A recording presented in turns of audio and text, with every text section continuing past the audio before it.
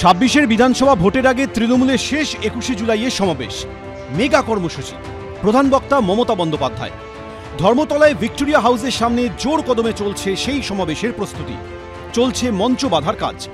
3টে মঞ্চ আছে, যেমন হয় প্রত্যেক বছর সেরকমভাবে সেই মঞ্চ বাঁধার যে কাজ সেটা দ্রুত গতিতে চলছে এবং সেই মঞ্চ বাঁধার কাজ তদারকি করার জন্যে তৃণমূলের বেশ কয়েকজন নেতৃস্থানীয় নেতা রয়েছেন। প্রস্তুতি চলছে আর একটা ঐতিহাসিক ২১শে জুলাইয়ের জন্য। বাংলার অস্মিতা, বাঙালির অস্মিতা, সেটা তো দেখার দায়িত্ব এবং আমাদের সকলের যে গর্বের বাংলা ভাষা, সেটা মুখ্যমন্ত্রী নেতৃত্ব দিচ্ছেন, সেটাকে রক্ষা, সম্মান রক্ষা, বাংলার অস্মিতা রক্ষা মুখ্যমন্ত্রী সেটা নিয়েছেন। পাগলু ডান্স করেও কিন্তু ব্রিগেডের লোক জোটেনি, ব্রিগেডের সভা করার যোগ্যতা নেই, তাই তৃণমূল দাদা আবেগের কথা বলছে। আসবে ২০-২৫ হাজার, আর বাকি তো রাস্তায় খেয়ে দিয়ে চলে যাবে, বেরোবে মন্তেশ্বর থেকে বেরোবে বটে, কাকদ্বীপ থেকে বেরোবে বটে, মাঝ রাস্তায় খেয়ে দিয়ে চলে যাবে, কলকাতা পর্যন্ত আসে না। প্রতিবারের মতো এবারও ২১শে জুলাই শহীদ সমাবেশের ত্রিস্তরীয় মঞ্চ তৈরি হচ্ছে। মূল মঞ্চটির উচ্চতা হবে ১৩ ফুট।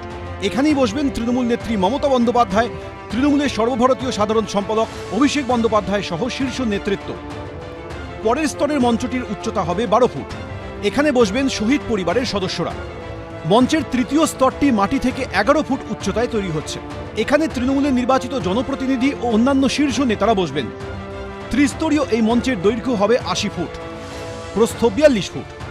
মোট ৬০০ জন বসতে পারবেন মঞ্চে। লোহার কাঠামো দিয়ে তৈরি করা হচ্ছে গোটা মঞ্চ। একদিকে যেমন মূল মঞ্চ তৈরি হচ্ছে, পাশাপাশি রাজ্যের বিভিন্ন প্রান্ত থেকে তৃণমূল কর্মীরা যেখানে যেখানে এসে থাকবেন সেই জায়গাগুলোতেও জোর কদমে চলছে প্রস্তুতি। যেমন ক্ষুদিরাম অনুশীলন কেন্দ্রে প্রস্তুতি খতিয়ে দেখেন শশী পাজা। সুন্দর স্বাস্থ্য শিবির হয়েছে, আর ইতিমধ্যে এখন এখানে ঢুকেছেন, দক্ষিণ দিনাজপুরে কিছু মানুষ ঢুকেছেন, মুর্শিদাবাদে কিছু মানুষ ঢুকেছেন, আরও আসছেন। ২১ তারিখের সফল এই জায়গা আমরা চাই যে সকলেই সুস্থ থাকুক। প্রথম কথা, ওটা এখন আর শহীদ সমাবেশ নেই। কার জন্য দয়া করে শহীদের নাম উচ্চারণ করে আর শহীদের পরিবারদের এবং বিশেষ করে শহীদের আত্মাকে কলঙ্কিত না করাই ভালো। এই মুহূর্তে সম্পূর্ণভাবে ওটা একটা রাজনৈতিক মঞ্চ এবং তৃণমূল নামক রাজনৈতিক দলটা কার্যত একটা প্ল্যাটফর্ম। ধর্মতলায় ২১-এর সমাবেশের মূল সভাস্থল, তার আশপাশের জায়গা এদিন পরিদর্শন করেন কলকাতার পুলিশ কমিশনার।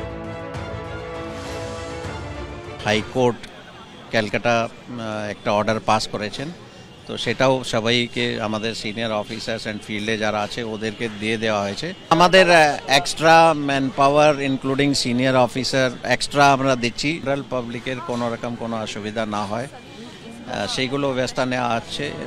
সোমবার কোন পথে তৃণমূল কর্মী সমর্থকদের মিছিল এগোবে এদিন কলকাতা পুলিশের তরফে তা জানানো হয়েছে। শিয়ালদা থেকে যে মিছিলগুলো যাবে সেগুলো S N Banerjee road, Dorina crossing হয়ে ধর্মতলা পৌঁছবে। শোভাবাজার বা শ্যামবাজার থেকে আসা মিছিলগুলো central avenue, S N Banerjee road হয়ে যাবে ধর্মতলা। এবং হাওড়ার দিক থেকে যে মিছিলগুলো আসবে সেগুলো ব্রেবন রোড, সেন্ট্রাল অ্যাভিনিউ হয়ে ধর্মতলা পৌঁছবে। ঝিলম করঞ্জাই, উজ্জ্বল মুখোপাধ্যায়, শিবাশিস মৌলিক, এবিপি আনন্দ।